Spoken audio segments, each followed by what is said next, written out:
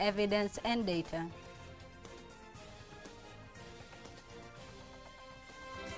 Business community urged to take advantage of tender opportunities in UN peacekeeping missions.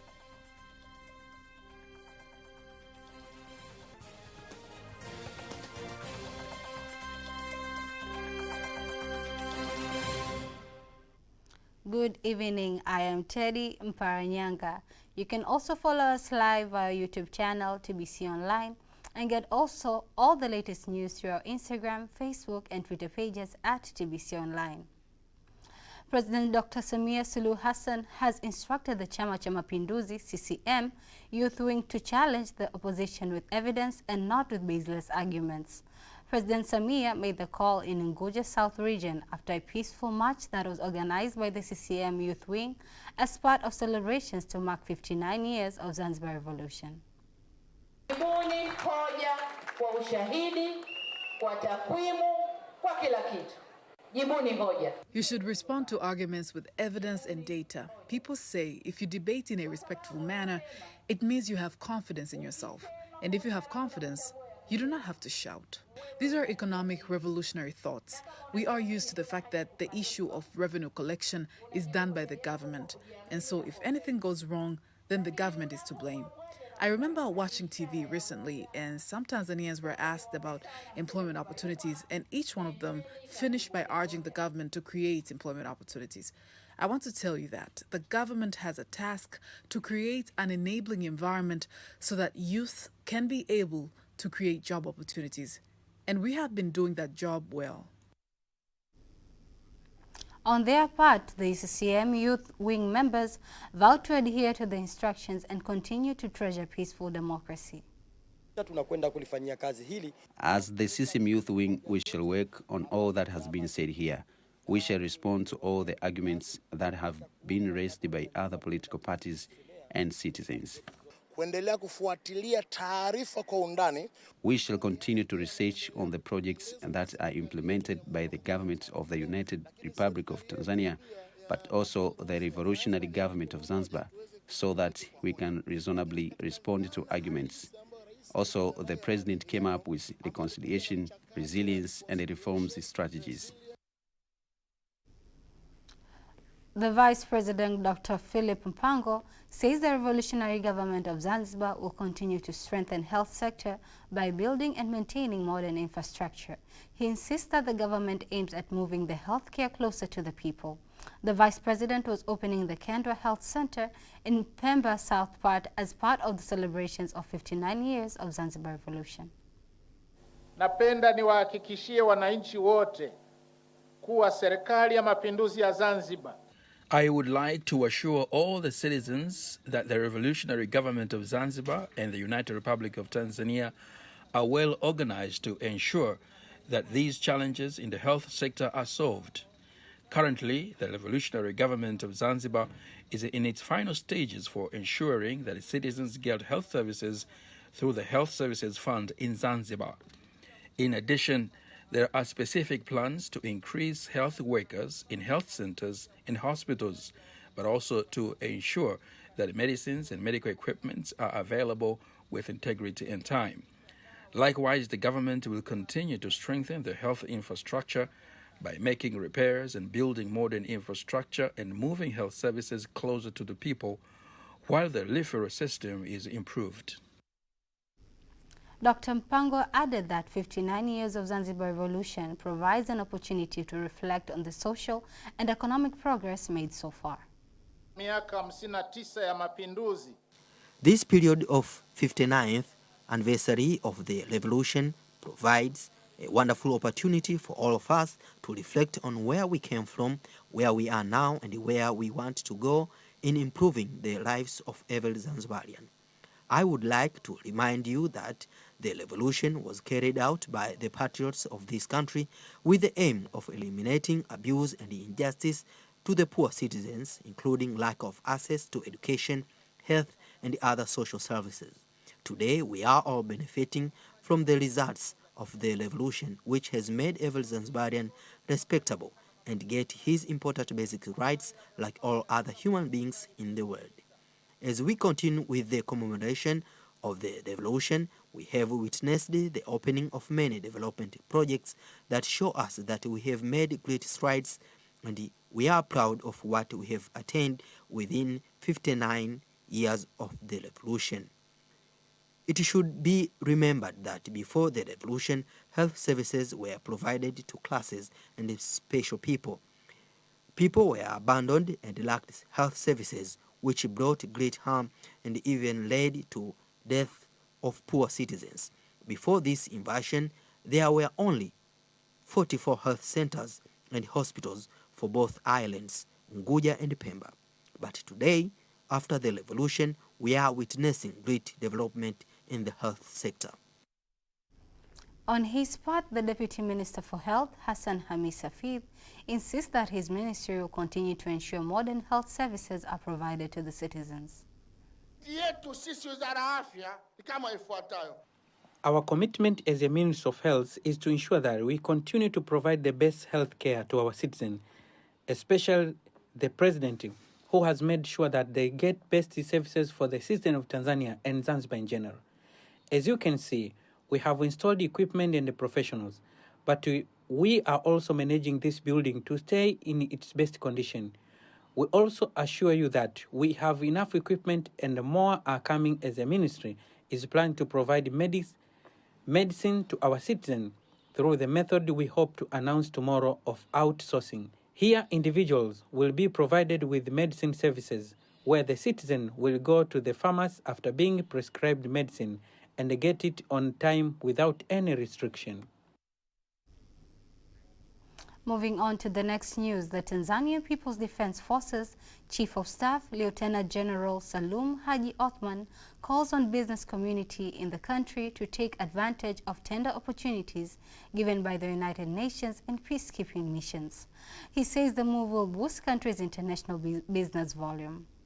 He made the remark in Dar es Salaam during an official closing of an outreaching business seminar organized by UN Office in partnership with Tanzanian People's Defense Forces, TPDF. Here's a report by Rehema Sababili. It is a gathering of more than 170 business persons from various sectors, brought together by the United Nations in partnership with the Tanzanian People's Defense Force, TPDF, to discuss on how the business community can participate in tenders offered by the United Nations peacekeeping missions. Speaking during the event, Chief of Staff from Tanzania's People's Defense Forces, Lieutenant General Salim Haji Othman, has urged the business persons to take part in the tendering process and grab the opportunity. I take this opportunity once again to commend you, the business community, for your readiness to explore this opportunity, not only to your company's interests, but for the nation and for the region at large. The reason for this seminar was to really expose the Tanzanian business community on the availability of the market and to take them through the steps so that they understand, and also to enlighten them on the registration process, because the UN does business with when you are registered with them. So we have a platform, a global platform called United Nations Global Market. And it's a platform with so many different entities, not just the UN Secretariat, but you also find the UN entities like the funds and programs and other specialized organizations. It is from the background that I'm calling upon you to take this opportunity with a serious note. It is more than routine business, since security concept is very wide. Saving our peacekeepers is indeed part and parcel of peacekeeping itself. So it is both saving the nation and make the business itself. Stakeholders from business community expressed their gratitude for the knowledge gain and technical know-how to participate in business platforms by the United Nations. Because it is the first seminar, and the overwhelming majority of Tanzanians did not know that it is possible to supply to the United Nations. So this is a starting point, and we hope from today many Tanzanian companies will have the opportunity to register at the global marketplace of the United Nations and start to participate in various tenders being offered by the United Nations. Business people are not that much eager actually to face new challenges and to accept the challenges. So through this kind of seminars, it has broadened up our minds and see that whatever the opportunities that may come from UN and other parts, now maybe some Tanzanian business people, they'll be able to participate fully in those kind of opportunities. But we are given a professional advice that procurement is done in a more transparent manner. It is not done in a way which will show to favor some companies. But we are told that there is also another option of a regional balance. So we hope that Madam Simbili and it is CIA will champion that balance, regional balance, so that businessmen and women in Tanzania can be able to access the UN business opportunities. Tanzania is an important ally of United Nations in peacekeeping and conflict resolutions along the East Africa and Great Lakes region. Reporting from Dar es Salaam, Rehema Sababili, TBC. Thank you, Rehema Sababili, for that piece. Moving on to the next item. Dar es Salaam Regional Chief Medical Officer Dr. Rashid Mfaume urges Tanzanians to take advantage of medical services offered by various specialist doctors from Mloganzila and Mwananyamala hospitals. The two hospitals have set up a joint medical camp at Mwananyamala Hospital, offering the services at a comparatively lower cost. Here is the report by Lulua Mohammed, read by Faida Gaga. As non-communicable diseases are on the rise due to the modern lifestyle, specialist doctors from Mloganzila and Mwananyamala hospitals are here to bring health expertise closer to the people at comparatively lower cost.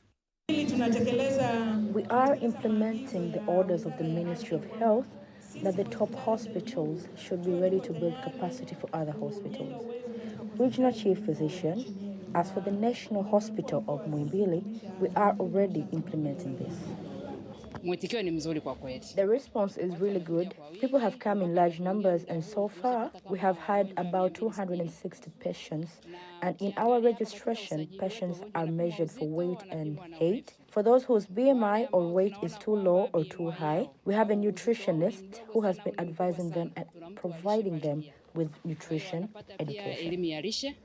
Dar es Salaam Regional Medical Officer RMO Dr. Rashid Mfaume says it is important for everyone to have a habit of doing regular health checkups. Tunatoa huduma pia za kibobezi, huduma ambazo labda ingeweza ikawa ni ngumu sana kwa mwananchi wa kawaida kutokana na changamoto za. We provide mobile services that will be difficult for ordinary citizens to get due to the challenges of time and cost in the city, but they can get them here more easily. I urge residents of Dar es Salaam on behalf of the Regional Commissioner's Office, they should show up in large numbers and be happy about this opportunity. These are the opportunities that are sometimes a challenge to get. But we thank the government for providing us with 24 medical specialists here in Mwananyamala Hospital.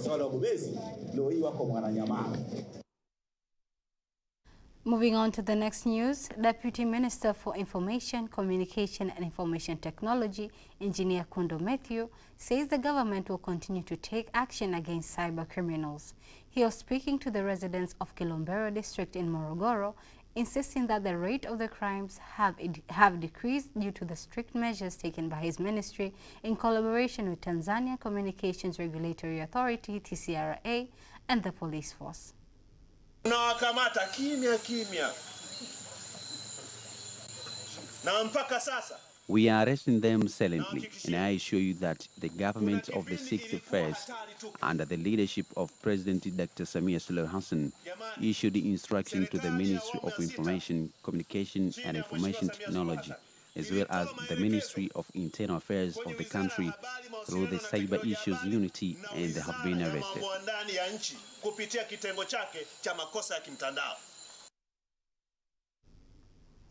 The Deputy Minister for Works and Transport, Engineer Godfrey Kasekenya, says the second phase of construction of houses for public servants in Magomoni is complete by 96%. The construction is managed by Tanzania Buildings Agency, TBA. Inspecting the progress of the construction of the buildings in Dar es Salaam, Engineer Kasekenya insists that the government will continue to invest in the construction of the remaining 4 buildings and ensure that they are complete on time. Engineer Kasekenya asked TBA to complete the construction of the projects with standards so that the government employees can get better housing.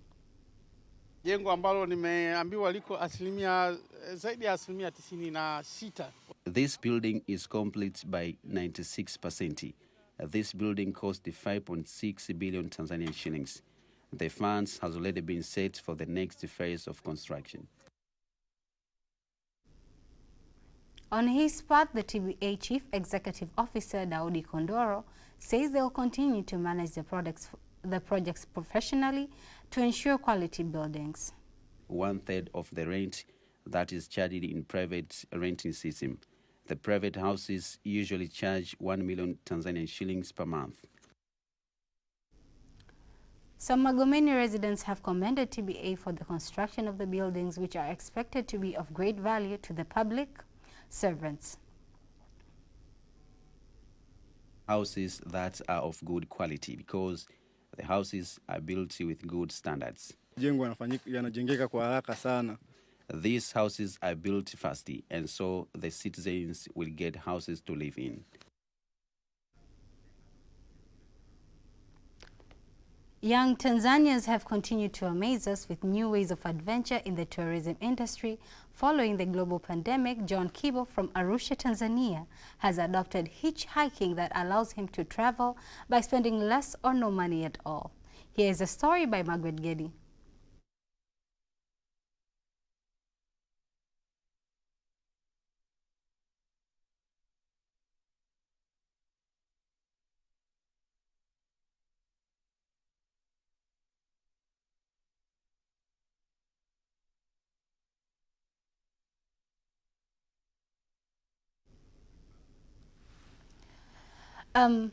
Sorry for the inconvenience. Right now we'll head to international news.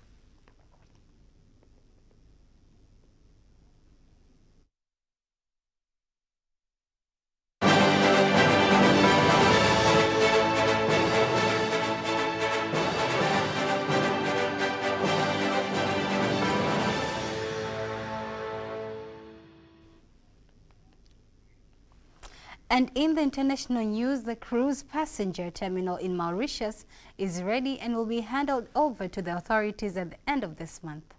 This facility, at a cost of some 800 million rupees, will be able to accommodate luxury cruise liners from around the world. This weekend, the terminal welcomed the Nippon Maru, one of the most luxurious Japanese cruise ships, with more than 200 passengers on board.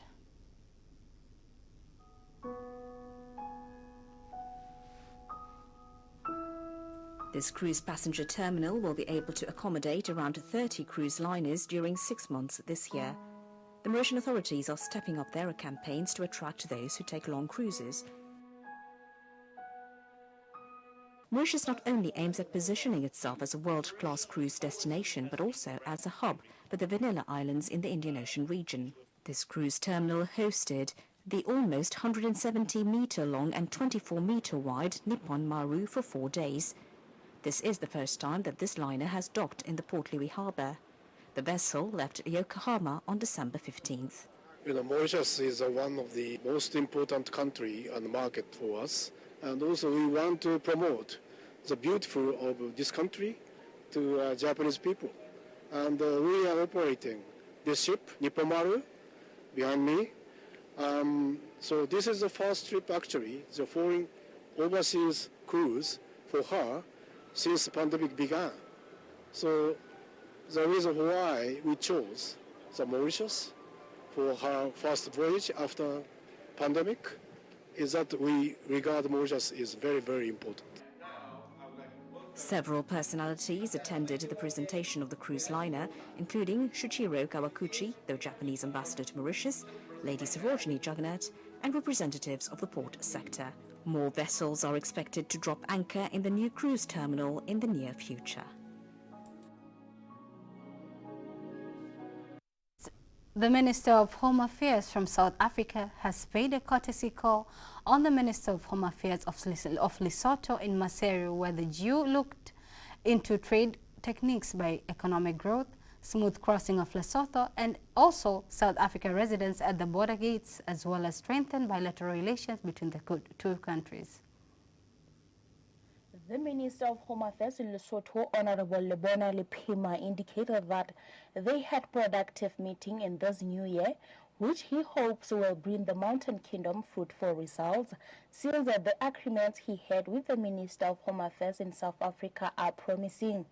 He added that the officials of the two ministries will meet in 2 weeks' time to discuss and solve matters like documentation process of special permits, among others, so that Lesotho could work freely and lawfully in South Africa. It is very important for us to keep good relations with our neighbors. We want to strengthen our ties for best cooperation and neighborhood so as to solve our problems together. Furthermore, the Minister of Home Affairs in South Africa stated that it is wise to have binational commission which will permit them to discuss and learn the laws governing both countries to avoid stepping on each other's toes. He further said it is a well-known fact that some Basotho study in South Africa and some South Africans study in Lesotho, hence the need to also discuss issues pertaining to education sector. There ought to be issues that sometimes become problematic for both of us, and if we don't regularize and settle them, obviously trade, politics, social affairs, and citizens in both countries will be affected in one way or the other. So this year, I wish to believe, there's going to be a binational commission between Lesotho and South Africa. A binational commission where both heads of state will be meeting to discuss bilateral relations. It is during this meeting where the ministers also exchanged gifts. Moving on to another touristic piece, young Tanzanians have continued to amaze us with new ways of adventure in the tourism industry. Following the global pandemic, John Kibo from Arusha, Tanzania, has adopted hitchhiking that allows him to travel by spending less money or no money at all. Here's Margaret Getty with a report. Hitchhiking is one of the cheapest ways of traveling that may involve a lot of walking. By tradition, hitchhiking is defined as soliciting a ride by standing at the edge of the road, facing traffic with one's thumb extended upward. John Kibo is a Tanzanian hitchhiker who has dedicated his life in traveling cheap all over the country by hitchhiking. The thing that inspired me the most to do hitchhiking is, due to the pandemic, I lost my job. I was working at the mountain guide, tour operator, so I didn't manage to get any clients. So I was just the person of just sitting inside, doing nothing. Like, most of the thing I was doing is just to do the digital marketing, like to promote stuff online, but I couldn't manage to do those outdoor stuff or anything. I decided to do this hitchhiking after watching some of the videos from international, like those people from Western.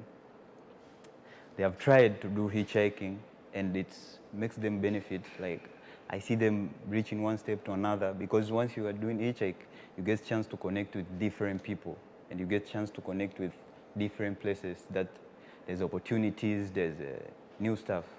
I got inspired, like, what if I did something like moving from my comfort zone and try to find somewhere else and try to find myself out there.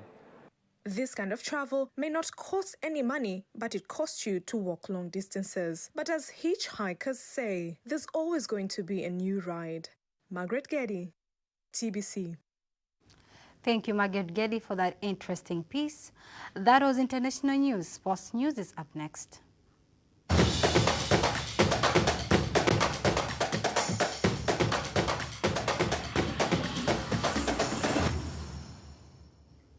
Here is sports news with Malio Cheto. Simba Sports Club right backs Shomari Kapombe says Dubai camps has given players good atmosphere for training and hoping that they will be more strong in the coming domestic and international competition. 30 years old Tanzanian international footballers says the camp will also give new coach Robertinho Oliveira a chance to assess players and impart the right skills.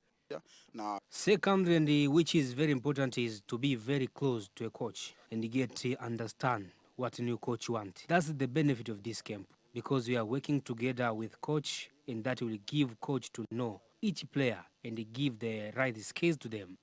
Simba Sports Club will play 2 international friendly matches against Al Dhafa FC and the CSK in Moscow on 13th and 15th of January.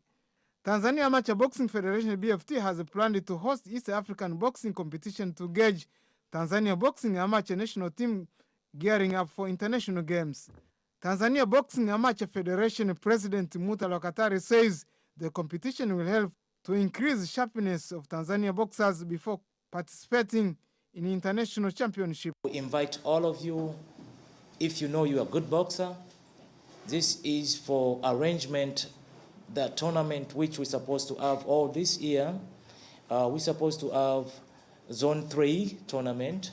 We're supposed to have World Championship tournament, and we're supposed to have All African Games and Olympic tournament in this year. So this is a preparation for our tournament, the way to come. Boxers from Kenya, Uganda, Rwanda, Burundi, and Tanzania as their host will participate in the competition. Tanzanians under-19 tennis national team players have started well ITF African Championship Zone 5 competition taking place in Burundi, and they are hoping to win many medals. Tanzanians tennis national team coach Goodluck Molel says good preparation before the competition has given players the power to defeat the opponents in the tournament. Players are well motivated, and we are going to start next match in few days to come. That's the team events, which will comprise 3 players in each category according to the age. We are hoping that we'll do better than the first events and win medals. Tennis under-19 national team players from Kenya, Uganda, Rwanda, Tanzania, and Burundi as their hosts are competing in tournaments. Malio Cheto, TBC Sports News. Thank you, Malio Cheto, for sports news. And that marks the end of the news bulletin for tonight. I am Teddy Mparanyanga. Have a lovely, lovely night.